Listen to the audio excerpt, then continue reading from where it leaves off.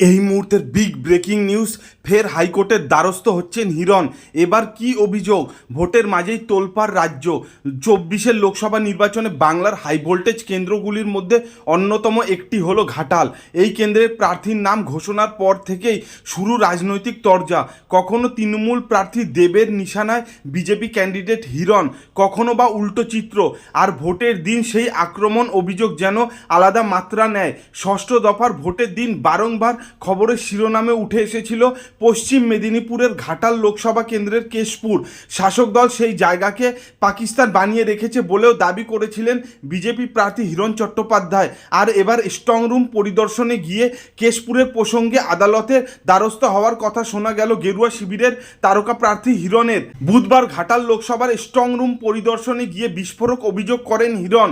বিধায়ক বলেন, কেশপুরের অন্তত 200টি বুথে বিজেপির এজেন্টকে বসতে দেয়নি তৃণমূল। খুল্লা ছাপ্পা মেরেছে ওরা।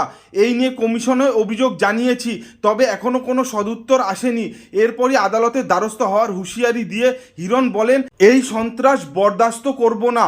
দলের সঙ্গে কথা বলেছি, প্রয়োজনে এই নিয়ে হাইকোর্টে যাব। ভোটের দিন নিজের কেন্দ্রে গিয়ে বারংবার তৃণমূলের বিক্ষোভের মুখে পড়েন হিরণ। সেই সময় পুলিশ ও শাসক দলের বিরুদ্ধে ক্ষোভ উগরে দিয়েছিলেন বিজেপি প্রার্থী। ঘাটালের হটস্পট বলা যেতে পারে কেশপুরকে। গত নির্বাচনে বিরাট ব্যবধানে দেবের যে জয়, তার পেছনে কেশপুরের বড় ভূমিকা ছিল বলে দাবি বিজেপির। এবারেও অশান্তি এড়াতে বিপুল পরিমাণে কেন্দ্রীয় বাহিনী মজুদ ছিল কেশপুরে।